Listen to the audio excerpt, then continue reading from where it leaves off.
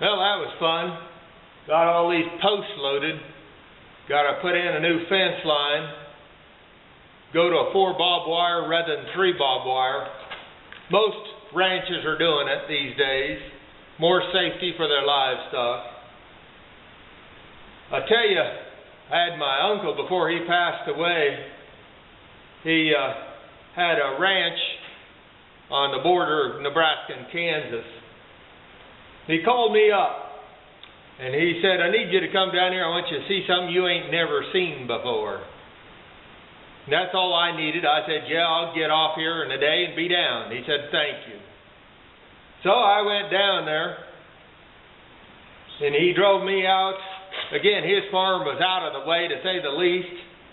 The last 2 miles to his house, weeds grow up the middle of the road, if that tells you anything, and it's a one-path road. Got back there into one of his back pastures,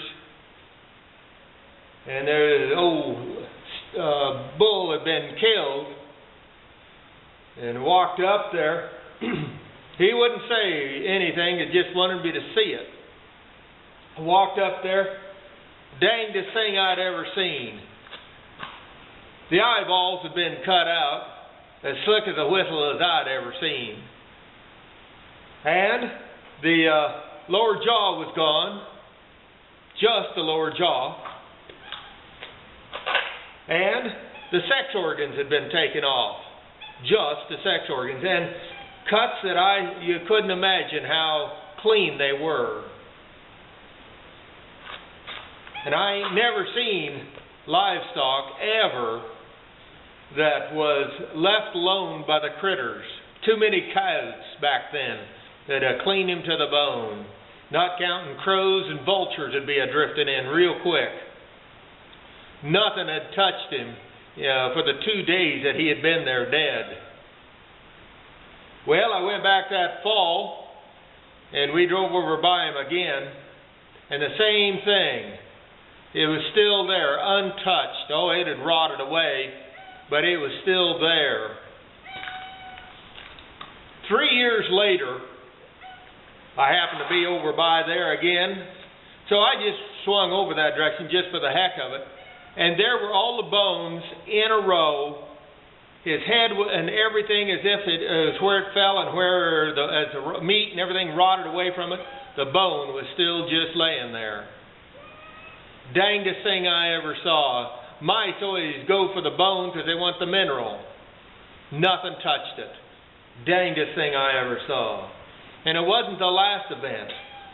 The next time he called up and he said, it's getting kind of serious now. He said they got another bull. This was in the shed and the corral right there, not 100 yards from the house. And he said, I'm drawing a line in the sand. And he ordered him the semi-automatic version of an M16. I believe they call them an AR-15, something like that, whatever it was. And he bought that, and he bought him an M1 Garand semi-automatic, and most of 1,000 rounds of ammunition. And then he told the law enforcement about it, and they said, we don't even want to investigate it because that'd make our county look bad. And he said to the cops back, he said, if I catch anybody killing and mutilating one of my cattle again on my place, I'm going to kill them. And they said, if you do, we'll arrest you. He said, I know what side of the fence you're on, and you know what side I am on now. And so he made it his own mind. He said, if I ever have to kill anybody, I'll just bury them deep. But ain't nobody going to kill no more of my livestock if I can help it. And he spread the word near and far. Anybody on his property killing and mutilating a bull is going to be killed. Well, he died here years back now. But through his life, he never had another one that happened to. Never had another one that happened with. And so maybe it ain't extraterrestrial as much as you'd think. Maybe there's some people on the dark side that got tricks of getting on your property and off and doing things to your livestock for their religion or their cult or whatever it might be. But I think even they are a little nervous when a farmer says he's going to shoot and ask questions later. This is McCook's Mr. Bill. Rate this film.